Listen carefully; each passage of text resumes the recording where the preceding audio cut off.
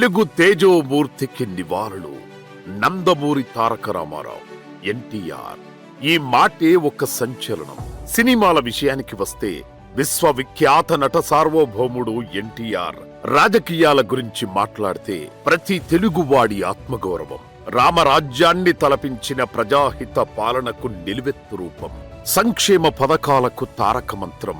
అన్న ఎన్టీఆర్ గా నిమ్మకూరు నుండి నింగి వరకు ఎగిసిన తేజోమూర్తి.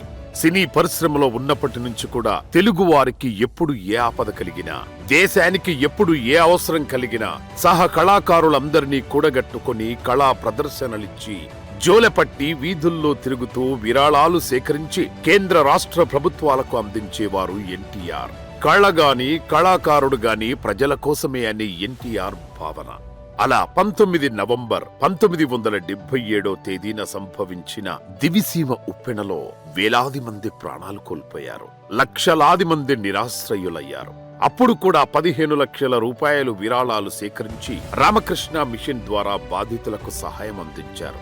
నాటి దివిసీమ సహాయ కార్యక్రమాల్లో పాల్గొంటున్న సమయంలోనే నిరుపేదల కన్నీళ్లు కష్టాలు చూసి చలించిపోయారు ఎన్టీఆర్. వరి అన్నం తినడమే పండుగ అనుకునే పేదలను చూశారు. చినుకు పడితే చిత్తడిగా మారే గుడిసెల్లో దీనావస్థల్లో బతుకుతున్న నిరుపేదలను చూశారు. 3 దశాబ్దాలుగా తనను నటుడిగా ఆదరించి వెండితెర వేల్పుగా పూజించి విశ్వవిఖ్యాతుణ్ణి చేసిన ప్రజలకు ఏదైనా మంచి చేసి వారి రుణం తీర్చుకోవాలని నిర్ణయించుకున్నారు. అదే సమయంలో ఢిల్లీ పెద్దల అహంకారపు చెరలో తెలుగు వారి ఆత్మగౌరవం అవమానాలు ఎదుర్కోవడం చూసి ఆ తెలుగు పౌరుషం రగిలిపోయింది. ఒక తెలుగు బిడ్డగా తెలుగు వాడి తేజమేంటో ప్రపంచానికి చూపించాలంటే తన రాజకీయ రంగ ప్రవేశం అనివార్యమని భావించారు ఎన్టీఆర్. ఫలితంగా 1982 మార్చి 29న మధ్యాహ్నం 2:30 హైదరాబాద్ న్యూ ఎమ్మెల్యే క్వార్టర్స్ లో సభ జరిపి తెలుగుదేశం పార్టీని ప్రకటించారు. నేను తెలుగు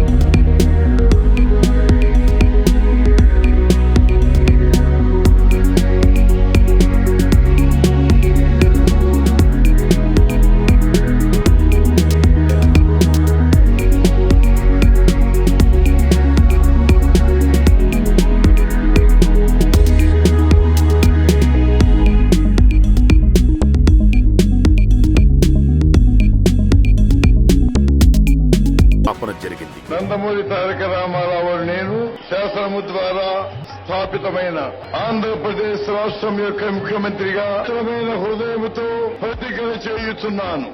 దేశంలో సంక్షేమానికి ఎన్టీఆర్ఏ ఆద్యుడు. పేదలకు కూడు గూడు గుడ్డ అందించడంతో పాటు సామాజిక న్యాయం చెయ్యాలనేదే ఆయన ప్రధానమైన ఆశయం. సమాజమే దేవాలయం, ప్రజలే దేవుళ్లని నినదించిన ఎన్టీఆర్ 2 రూపాయలకే కిలో బియ్యం, పేదలకు పక్కా ఇళ్లు, జనతా వస్త్రాల పథకం, మహిళలకు ఆస్తిలో సమాన హక్కు కల్పించారు. స్థానిక సంస్థల ఎన్నికల్లో మహిళలకు 9%, బీసీలకు 20% రిజర్వేషన్లు కల్పించిన ఘనత ఎన్టీఆర్కే దక్కుతుంది. 50 రూపాయలకే హార్స్ పవర్ విద్యుత్, వృద్ధాప్య పింఛన్, తెలుగు గంగ వంటి అనేక పథకాలకు శ్రీకారం చుట్టారు. అధికార వికేంద్రీకరణ ద్వారా ప్రభుత్వాన్ని ప్రజలకు చేరువ చేయడానికి మండల వ్యవస్థకు శ్రీకారం చుట్టారు. పటేల్ పట్వారీ వ్యవస్థను రద్దు చేసి విప్లవాత్మకమైన సంస్కరణలు తీసుకువచ్చారు. రాష్ట్ర రాజకీయాల్లోనే కాదు, దేశ రాజకీయాల్లోనూ తెలుగు వారి సత్తా చూపించారు ఎన్టీఆర్.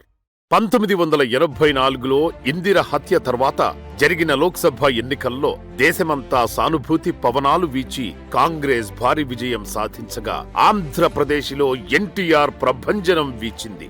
42 ఎంపీ స్థానాల్లో 35 స్థానాలు గెలుచుకొని రికార్డు సృష్టించారు. ఆ సమయంలో లోక్సభలో టీడీపీయే ప్రధాన ప్రతిపక్షంగా అవతరించడం విశేషం. ఆ తర్వాత జాతీయ స్థాయిలో ప్రతిపక్షాల ఐక్యతకు ఎన్టీఆర్ కేంద్ర బిందువయ్యారు. నేషనల్ ఫ్రంట్ ఆయన ఆధ్వర్యంలోనే ఆవిర్భవించింది. జనవరి 18, 1996 తెలుగింటి రామన్న, తెలుగు తల్లి ప్రియపుత్రుడు, కళామ్మ తల్లి ముద్దు బిడ్డడు, పేదల పాలిటి పెన్నిధి అన్న ఎన్టీఆర్ అస్తమించారు. ఎన్టీఆర్ జీవించింది 72 సంవత్సరాలే. కానీ తన జీవిత కాలాన్ని ఒక యుగానికి విస్తరించుకున్న యుగపు ఒక సామాన్య రైతు బిడ్డగా పుట్టి 33 ఏళ్ల వెండితెర జీవితంలోనూ 13 ఏళ్ల రాజకీయ జీవితంలోనూ అద్వితీయ చరిత్రను సృష్టించిన తెలుగు వెలుగు ఎన్టీఆర్ స్థాపించిన తెలుగుదేశం పార్టీ నారా చంద్రబాబు నాయుడు గారి సారథ్యంలో పేదల సంక్షేమంలోనే కాదు, తెలుగు వారి కీర్తిని సప్తాను దిగంతాలకు వ్యాప్తి చేసే అభివృద్ధిని తెలుగు జాతికి అందిస్తూ ఎన్టీఆర్ ఆకాంక్షలను నెరవేరుస్తోంది.